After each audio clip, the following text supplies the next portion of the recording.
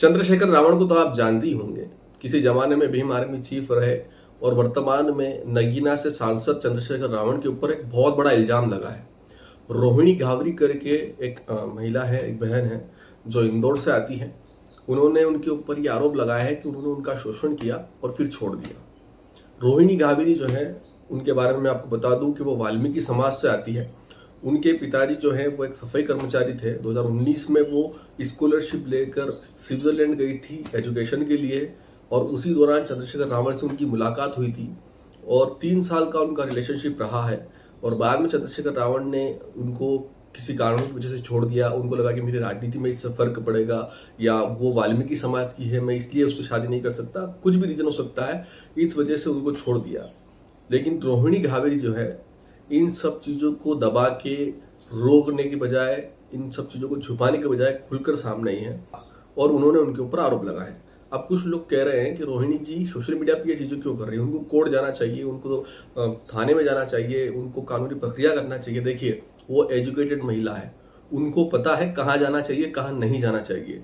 थाने में, कोर्ट में वो जाएंगी, लेकिन एक व्यक्ति जो सोशल मीडिया पर अपनी की छवि बना के बैठा है कि वो समाज का बहुत बड़ा हितैषी है, समाज उसके आदर्शों पे चले, समाज उसके मिशन को फॉलो करे, समाज उसकी बातों को फॉलो करे, सबसे पहले उस आदमी की छवि जो उसने बना रखी है उसको हटा के उसकी सच्चाई सामने लाने का काम जो है बहन रोहिणी घावरी ने किया है। तो ये कोई गलत नहीं है सोशल मीडिया पर बातें करना।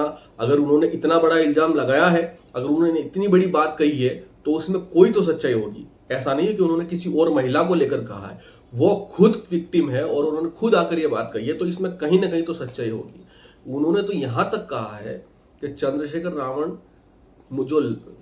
उन्होंने तो यहां तक कहा है कि चंद्रशेखर रावण के पास बीजेपी और अलग अलग पार्टियों की तरफ से फंड आता है, बैग में भर के पैसा आता है। यहाँ पर ये राजनीति करने जाते हैं, कहीं पर कोई घटनाएं हो जाती है, कई घटनाएं घट जाती है, और खास करके जब कोई घटना बीजेपी शासित प्रदेश में जो होती है, वहां जब ये पहुंचते हैं, तो वहां जब ये धरने प्रदर्शन की बातें करते हैं और फिर एकाएक ये चुप हो जाते हैं, वहां पर आवाज नहीं उठाते हैं, तो क्यों नहीं उठाते हैं, उसके पीछे की सच्चाई रोहिणी बहन ने सामने लाई है।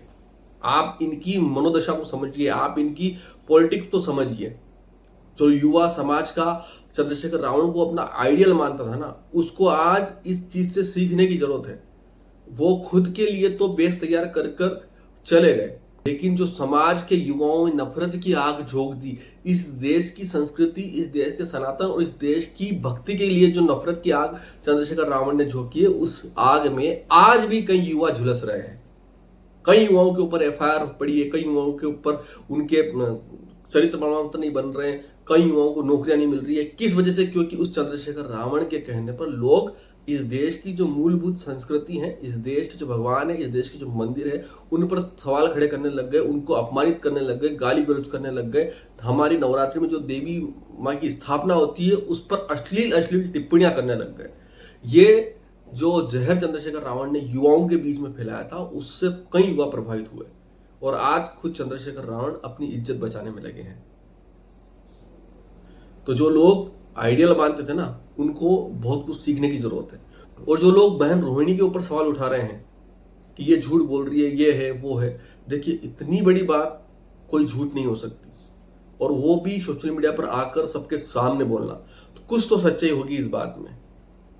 हालांकि कोर्ट में ये मामला जाएगा, इन्वेस्टिगेशन होगा।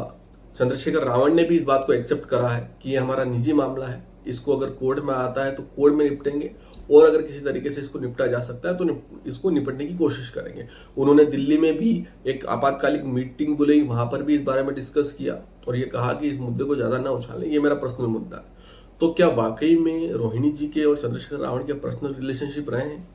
क्या वाकई में चंद्रशेखर रावण जो है बीजेपी शासित प्रदेशों में सिर्फ इसलिए जाता था धरना प्रदर्शन आंदोलन करने क्योंकि उसको वहां से फंडिंग मिलती थी?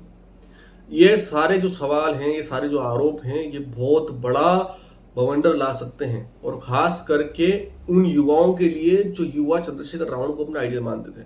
मैं बार बार कहता था कि चंद्रशेखर रावण जैसे बहुत सारे आएंगे, बहुत सारे जाएंगे। आप अपने आप को प्रोटेक्ट करें, आप अपने आप को इतना एजुकेटेड करें कि आप किसी को गाली नहीं दें। आप अपने आप को इतना सक्षम करें कि आपको सही गलत, विश्वास अंधविश्वास, श्रद्धा अंधश्रद्धा में फर्क खुद ब खुद पता चल जाए। एक तरफ आप खुद को बौद्ध कहते हैं, दूसरी तरफ आप दूसरे धर्मों को गाली देते हैं। ऐसा बिल्कुल मत करिए। आप अपने मनोदशा को समझिए, वर्तमान परिस्थितियों को समझिए, उसके बाद भी अपने मुख से, अपने सोशल मीडिया के जरिए कुछ लिखिए, कुछ बोलिए। तो इन सारी चीज़ों का बहुत ध्यान रखना चाहिए। जिस देश की संस्कृति, जिस देश में हम रह रहे हैं, उस देश की गरिमा, उस देश की संस्कृति का भी लिहाज करना चाहिए। उस समय हमारे समाज में कुछ कुरीतियां थी, लेकिन बाबा साहब के संघर्षों के बाद उन कुरीतियों का भी दमन हुआ है। तो आज हम एक ऐसे युग में जी रहे हैं जिस युग का सपना बाबा साहब देखते हैं, और उस युग में भी आकर हम सनातन धर्म को गाली दे, इस देश को गाली दे, तो हमसे बड़ा मूर्ख कोई नहीं होगा। वीडियो को जितना उतना शेयर करें, ताकि चंद्रशेखर के प्रभाव से जो युवा भ्रमित हुए हैं उनको सुधरने का एक मौका मिल सके। धन्यवाद। जय श्री राम।